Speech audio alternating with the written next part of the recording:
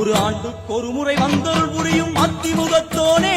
நீ மீண்டும் மீண்டும் எழுந்தருள்வாயே எங்கள் மனையினிலே ஒரு சிறு குறைகள் செய்திருந்தாலும் மன்னித்தருள்வாயே வந்தேன் இருந்தேன் சந்தோஷம் என அருள்மழை பொழிவாயே கணபதி ராஜா